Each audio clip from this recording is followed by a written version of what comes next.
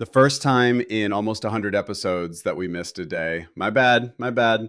This is our coverage for Sunday, May 3rd. I'm already over it. Are you? If you think about that, right? It's your favorite unapologetic host, Elliot Bright, serving up the Gaily News, your daily dose of LGBTQ plus truth from around the globe. The community is out here living, fighting, and slaying while the haters stay pressed. We've got 5 fresh stories from the last 24 hours: courtroom cash, political shade, international boldness, Broadway joy, and federal overreach. Let's spill. Kicking things off in St. George, Utah, where drag queens just got paid. A federal judge ordered the city to cough up over $350,000 in attorney's fees to Southern Utah drag stars after a years-long First Amendment battle. This mess started when anti-drag councilwoman Michelle Tanner and her crew kept denying permits for drag events like they had a personal vendetta. This is now the second 6-figure payout tied to her obsession. The Queens won, free speech won, and the city's wallet is feeling the consequences. Period. Drag is not going anywhere, and neither is the check. Transitioning from Utah wins to Washington nonsense. House Republicans slipped 5 anti-LGBTQ plus riders into a State Department funding bill, and they are serving pure desperation. They want to ban pride flags at U.S. embassies and federal buildings, push a so-called trans-global gag rule that stops funded groups from even acknowledging trans people exist, and kneecap diversity efforts and anti-discrimination policies.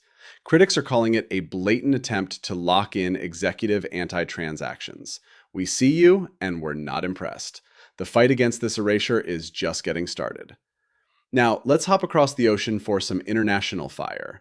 In Ghana, trans artist and musician Angel Maxine, known as the country's first openly trans public figure, sparked absolute chaos by claiming she's in a relationship with anti-LGBTQ plus Member of Parliament John Ntim Forjour.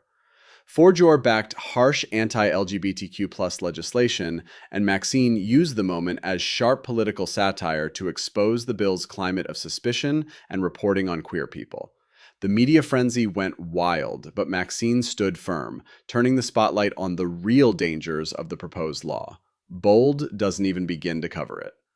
Back stateside, where our girl Dylan Mulvaney is living her best Broadway life and not here for the noise. The trans influencer and actress, currently slaying as Anne Boleyn in Six the Musical, told everyone she's having the time of my damn life, despite the transphobic backlash aimed at the show since her casting. Dylan said she's taken back her power, is bringing trans joy to the stage every night, and hopes more trans and non-binary performers get these opportunities.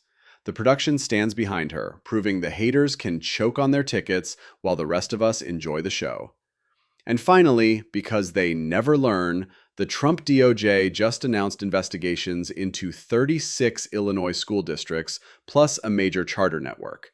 They're probing whether schools are teaching about sexual orientation and gender identity without parental opt-outs, along with trans students' access to bathrooms, locker rooms, and sports.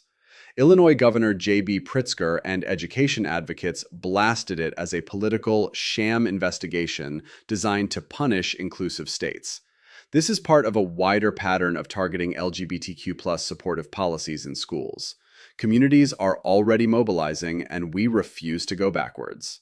That's the tea for Sunday, loves. From Utah drag queens cashing checks for their rights, to fighting ridiculous congressional bans, to Angel Maxine's fearless satire in Ghana, to Dylan Mulvaney owning Broadway, and Illinois schools facing federal bullying.